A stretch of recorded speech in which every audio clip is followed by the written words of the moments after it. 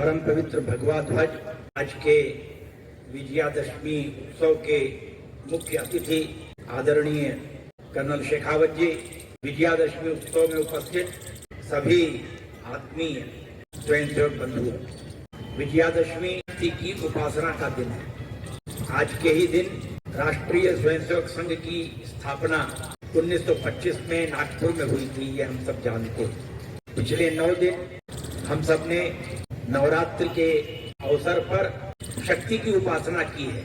हम शक्ति की आराधना करते हैं और उसी के प्रतीक रूप में आज के दिन हम शस्त्र पूजन भी करते हैं। 3 प्रकार की शक्ति बताई गई है। एक तो शारीरिक शक्ति जो प्रत्यक्ष देखने में आती है,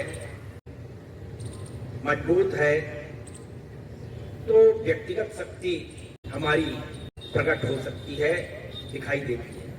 अगर हम संगठित हैं तो हमारी संगठित शक्ति वह भी दिखाई देती है। दूसरी शक्ति है धन की शक्ति।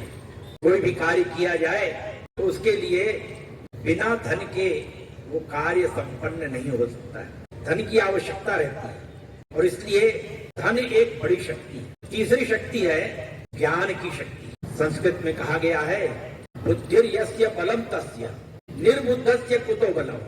जिसके पास ज्ञान है वही शक्तिशाली है, जिसके पास ज्ञान नहीं है वह शक्ति विहीन होता है। आज के जमाने में इसको बौद्धिक संपदा कहते हैं, लेकिन इन शक्तियों का ठीक उपयोग करते हुए आना चाहिए, नहीं तो शक्ति का दुरुपयोग होता है। कोई बहुत बुद्धिमान है लेकिन विवेक नहीं है तो उस बुद्धि का दुरुपयोग अनावश्यक वाद विवाद में करता है। उसके कारण से झगड़ा होता है, उसके कारण से और 4 मुसीबतें खड़ी होती हैं। धन की तो शक्ति है लेकिन धन का दुरुपयोग करते हैं, दूसरे को अपनी संपदा दिखाने में, अपना अहंकार दिखाने में। उसका कोई सदुपयोग नहीं होता। और शारीरिक शक्ति है लेकिन अगर दुरुपयोग है तो फिर वो दूसरे को परेशान करने, कष्ट पहुंचाने में। लेकिन अगर विवेकशील व्यक्ति है, समझदार है, तो इन शक्तियों का उपयोग समाज के लिए वो कर सकता है। समाज को शिक्षित करने में ज्ञान की शक्ति का उपयोग हो सकता है। समाज में बहुत सारे लोग अशिक्षित हैं, उनको हम कैसे शिक्षित करें, उनको कैसे हम पढ़ाएं।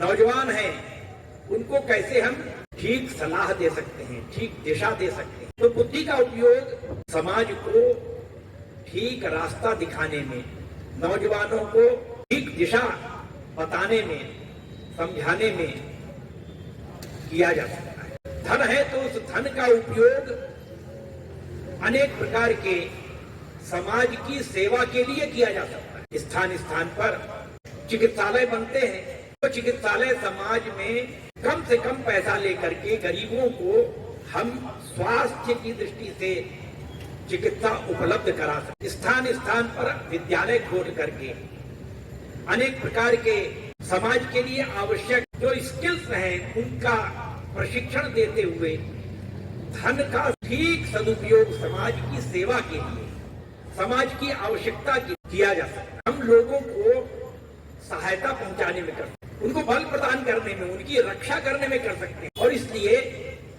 शक्ति की आराधना करना और उस शक्ति का ठीक स्थान पर उपयोग करना ये भी आवश्यक है। परम पूजनीय डॉक्टर साहब ने राष्ट्रीय स्वयंसेवक संघ की स्थापना समाज को शक्तिशाली बनाने के लिए ही की, क्योंकि समाज असंगठित था और इसलिए बाहर के लुटेरे, आक्रमणकारी यहाँ पर सैकड़ों वर्ष तक लूट मचाते रहे। बाद में फिर पश्चिम के और कई देश भारतवर्ष में कहीं व्यापार के नाम पर आए, लेकिन यहाँ पर आकर के उन्होंने इसको एक उपनिवेश बना दिया।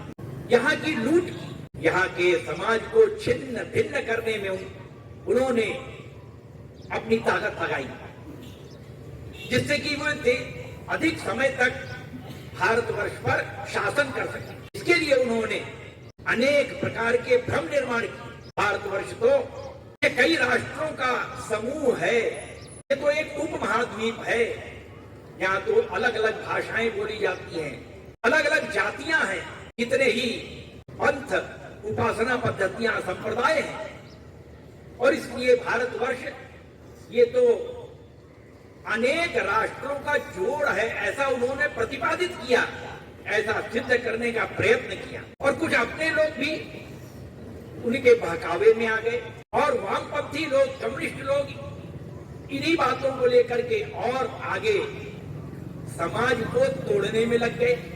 संघ के संस्थापक परम पूज्य डॉक्टर हेडगेवार जी, उन्होंने देश को ठीक दिशा देने के लिए जो विचार प्रस्तुत किया वह सबसे महत्वपूर्ण है। डॉक्टर हेडगेवार जी ने कहा, भारतवर्ष एक राष्ट्र है और वह हिंदू राष्ट्र है। प्राचीन काल से यह एक राष्ट्र के रूप में रहा है, जो अनेक मत, पंथ, जाति, भाषा इत्यादि दिखाई देते हैं। ये तो हमारी विविधताएं हैं, लेकिन राष्ट्र एक है। हिमालय से लेकर के कन्याकुमारी तक पूरा राष्ट्र एक है। जो भाषाएं हैं, ये भाषाएं तो भारतवर्ष की प्राचीन जो भाषा है संस्कृत, उस संस्कृत से ही भारतवर्ष की जितनी भी भाषाएं हैं उन भाषाओं का जन्म हुआ है। और इसीलिए चाहे तेलुगु हो, कन्नड़ हो, तमिल हो, मलयालम हो या हिंदी हो, जितनी भी भाषाएं भारतवर्ष में बोली जाती हैं, सभी भाषाओं में संस्कृत के शब्द अच्छी मात्रा में है। 60%, 70%, 80% शब्द संस्कृत के सभी भाषाओं में। देश के किसी भी कोने में हम जाएं, सभी स्थानों पर हमको पवित्र स्थान मिल जाएंगे। 4 धाम हैं चारों दिशाओं में, शक्तिपीठ हैं, कितने ही पवित्र स्थल भारतवर्ष में हैं। हम वहां जब पूजन करने जाते हैं, पूजन में जब हम स्तुति करते हैं, भगवान की प्रार्थना करते हैं, तो हम संस्कृत में करते हैं। संकल्प हम करते हैं, हम संस्कृत में करते हैं। तो संस्कृत तो सबको जोड़ने वाली भाषा है। जितने भी अपने यहाँ महाकाव्य हुए, ग्रंथ हुए, महापुरुष हुए,